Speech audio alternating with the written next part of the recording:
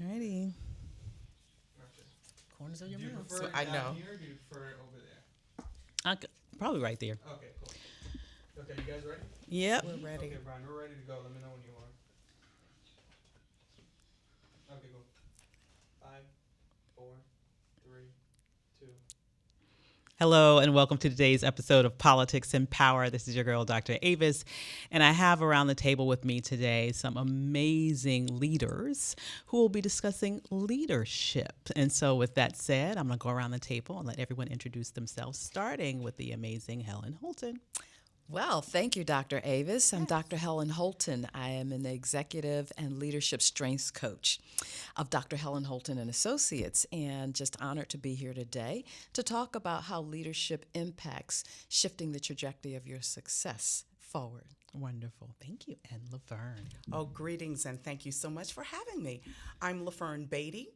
I consider myself the secret sauce for leadership brilliance. As the CEO of the Beatty Group, I work with organizational leaders and entrepreneurial leaders to help them create exceptional experiences for their customers. Love that. And Miss Renee. Hello, and thank you for having me. My name is Renee Frazier, MBA, and I am the founder of the Entrepreneurial Institute. And in that institute, we help people work holistically on personal and business development. Absolutely. So I'm just going to throw out a question, and it can be to anyone. So let's just jump in and have a convo. So when we talk about leadership, leadership is rife with responsibility, right? However, whether or not you live up to that responsibility, there are certainly going to be impacts related to your action, your inaction, the quality of your action. So can you guys talk to me a little bit about that dynamic between responsibility and impacts and how we can make sure that we show up as a leader in a way that creates the positive outcomes that we're looking to create? Sure. Do you want to start? Sure, I will. You know, That's as amazing. I coach executives on how to bring their best selves forward, one of the things is understanding who you are, what your greatest strengths and talents are, and how you bring them forward. And once you know that, the data shows that you have 3 times more likely to have a higher quality of life and 6 times more likely to be more engaged in your job and what you do as an executive, as a leader, and how you move into that. So it begins with owning who you are, knowing who you are, and how to show up as best you can. And executive coaching goes a long way to helping to shift the careers of many of my clients. Love that. That's great. I often encourage leaders to not get so caught up in your title that you forget that it's about how you do what you do. It's about relationship and less about the power that you're trying to make others bow to. Wow. Or feel. That's powerful right there. Yeah. That cannot be stressed enough. I think early in my career, being an entrepreneur, people thought, and I thought as well, that when I came to the table, that I'm going to own the space because I'm an entrepreneur, that I get to tell you what to do. But the true sense of entrepreneurship is service, and also knowing for sure that you still serve a client. And so a lot of times my business has grown exponentially. I started doing business plans with folks, and it changed because my clients didn't need me to give a piece of paper to them and say, here you go, ready, aim, fire. They really needed the personal touch that I brought to the space. And some of the, quite frankly, counseling and coaching that I really was offering but not labeling. I hear you. So, LaFern, I'm really interested to pull more out from you around this issue of title versus how you show up in relationship with people in order to get the outcomes that you want. And I'm particularly interested in, is there a different dynamic when that title is attached to a Black woman versus a white male?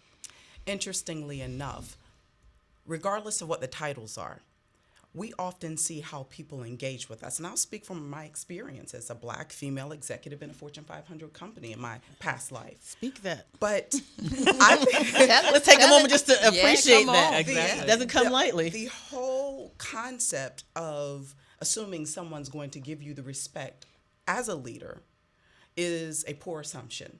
So depending on who you are and how you're positioned and the relationships you have, that dictates how people are going to regard and respect you as a leader, which makes it incumbent, especially upon us as Black women, to ensure we have the circles of support and champions around us who are Yes. going to push for us when people just simply don't want us to be their leaders.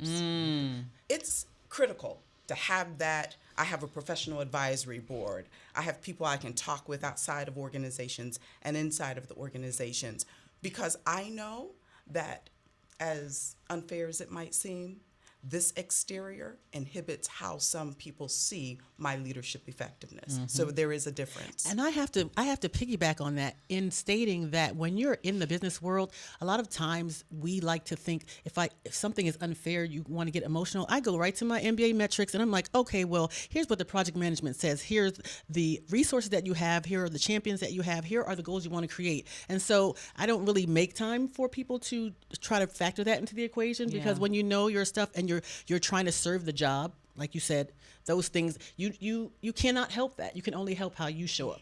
Well, one of the things that I've found really interesting in the research around leadership, and once again, particular to Black women, is that oftentimes we are definitely the most ambitious in terms of wanting that next promotion.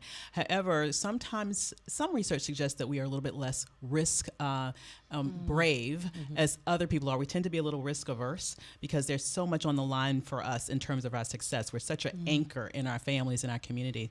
How can we manage that risk versus reward dynamic in order to maximize our career possibilities? I think some of it comes from just the knowing yourself, first of all. But that real leadership requires taking risk. But it's calculated risk that we need to learn to take. And that's where creating that tribe, that community of other leaders like you to be able to bounce ideas off of. And this is where coaching, particularly executive and leadership coaching, comes into play, is helping us do what we do best from a posture of strength and not weakness, not fear, understanding that when we are really deeply rooted in who we are, we're much more confident about what we bring forward. And it's not about us as much as it is about addressing what it is we're looking to shift, what we're looking to move forward in order to accomplish goals, dreams, whatever they may be in that environment with you as the leader. When you empower others, you actually are helping to develop their leadership. And I think that's one of the greatest rewards of being a leader, of replicating what you know how to do and teaching, mentoring, coaching others how to step into that role for themselves. But on the heels of that, with the risk is very real. And so Yes, if we it is. do not choose to face it, then we are going to be subject to it. And so to your point, Laverne, to have the wisdom and counsel of advisors, that eradicates some of the risk, because if I'm just listening to Craig and them on the street, then I should be afraid, Yes, right? So you but should if be I'm very coming afraid. to a Craig counsel, and them don't know what Craig they and talking them don't know what they talking about. They've been on the streets for years. If that's the advice you're taking, you won't be leading long.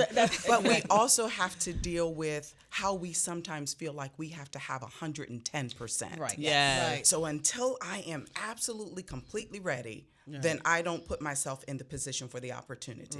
When most other folks are coming in with maybe What, 60. 10%? Maybe Girl, 60. yes. And so having Exactly. people who are around us who will say, you know what, go for it. Yes. Stop being shy about it. Go package yourself with excellence. And then move forward without 100%, because that's how we fall behind. And also Yes. recognizing the season, because as we're building through your wonderful mentorship, when we're building, we should expect chaos. Yeah. Like we cannot build onto the next level staying where we are.